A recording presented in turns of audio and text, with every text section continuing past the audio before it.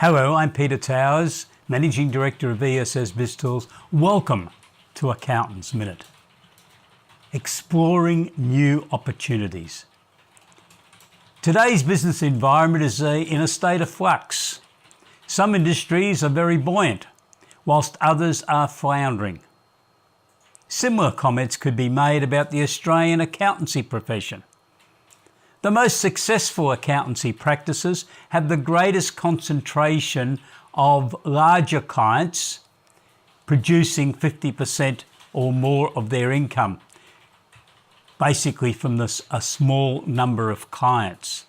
Whilst in some respects this could be a little bit unhealthy, what it does mean is that those firms have tapped into the opportunities of being able to earn additional fees from a wider range of commercial services. Commercial services which are now commonly referred to as business advisory services. Accountants need to invest more in relationship management, having a better understanding of what the client's business is all about, not just knowing the profit and loss account. Industry awareness, having some knowledge of the industries that your key clients, those clients who produce 50% of your income, are involved in. And industry specialisation. There are some accountants who are experts in the medical industry and farming, but why not be an expert in sugarcane farming, sheet metal work businesses, housing construction, just to name a few. There are many opportunities for accountancy businesses with your own clients at present. I would like to challenge you to prepare a matrix of your customers, your clients, listing the key areas that I'm now going to summarise for you. Clients who have developed a new product, process or service. Clients who have a group turnover of under $25 million. Companies which have gross assets valued at under 25 million. Businesses with debtors days outstanding, say over 50 days. Clients who are subcontractors or who are tradie business operations. Clients who have stock on consignment. Clients who have assets stored on someone else's premises. Professional firms that are trying to earn a profit and obviously have to do that by a mixture of productive hours and charge-out rates. Trade type businesses which have similar problems but also have the potential to be able to charge a markup on materials that they have purchased direct for a client.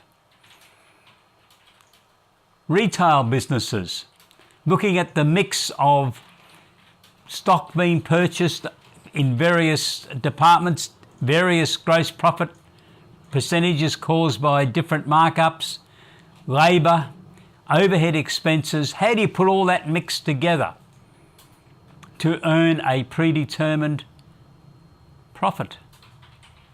Clients who are thinking about retiring, therefore succession planning comes into play. Clients who are very keen to expand their businesses. Exporters, Australian hotel, motel or resort operators or leisure type operators who are marketing to overseas clients. Companies with turnovers under $200,000 last year. Companies with expenditure under $1 million last year. Companies who are operating in the preferred industry sectors as announced by the Australian government, advanced manufacturing, food and agribusiness businesses, medical technology development, mining industry, oil, gas and energy, freight and logistics, information technology, digital technology, professional services primarily in the scientific areas. In each of these categories, the company needs to be more than 3 years old and has a turnover over $2.5 million. However, if the company is located in Northern Australia, which is defined as north of the Tropic of Capricorn, their turnover only needs to be $1.5 million. So they're the clients that you've put into your matrix and say, well, we've got these various clients. You might have 100 of these. Some firms could even have a larger number. And then let's look at the services that could be provided to those clients which were put into the matrix. And you might be surprised. You could do a debtors review, and the indicative fee for that would be around $2,000. You could produce a debtors systems manual, indicative price $200. You could offer to those clients, especially the ones with turnovers over $2.5 million, chief financial officer services. Fees of $10,000 to $25,000, $10,000 to $25,000. You could talk to some of them about potentially creating an entity to be an early stage innovation company, and the advice that you would be able to give them. Fee $2,000 to $3,000. Some of these clients could be eligible to be a crowdsourced funding company. The advice for that infrastructure would be around $5,000. Many of those businesses are going to be potentially liable for problems if they haven't registered on the Personal Property Securities Register. So a due diligence review on the Personal Property Securities requirement, the fee would be $1,000 to $2,000. Many of these businesses are going to need business plans. Indicative fees, $10,000 to $25,000. Strategic plans, some of them will require indicative fee $15,000 to $40,000. There are government grants that I've raised the potential of in that overview, and to assist those clients to apply for the grants, the fees could be around $500, and if they're interested in an accelerating commercialisation grant application, the fee could be as high as $10,000. Many of them are going to need budgets and cash flow forecasts. Indicative fee $3,000 to $5,000.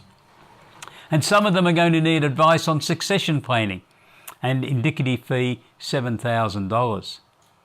Hopefully this has given you an idea of the type of clients that you could put into a matrix, and then the types of services that you could offer to them. ESS BIZTOOLS has developed a whole range of products to assist you to be able to deliver these services. And we also have a new product called the New Opportunities Calculator, which will assist you to identify your fees that are potentially at risk because of disruptive technologies, changing market conditions, and new market entrants.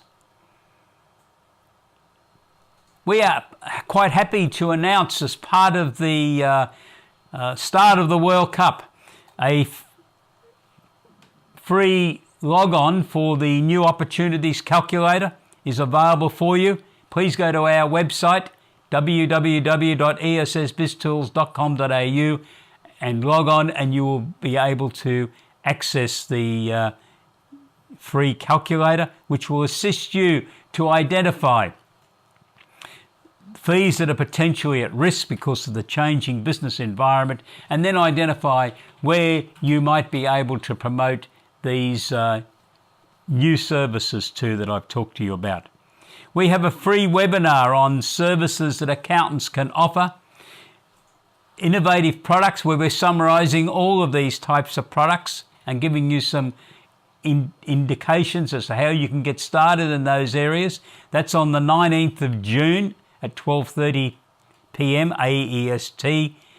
And the first of our webinars on individual products that we're talking about in the products that you could offer your clients is on the 26th of June, which is on debtors management systems.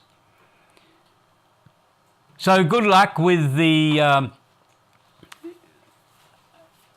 exploring the opportunities for new opportunities within your accountancy business. If you have any questions on any aspect of the services that ESS BIZTOOLS can supply, please don't hesitate to contact us. Have a great day. Goodbye.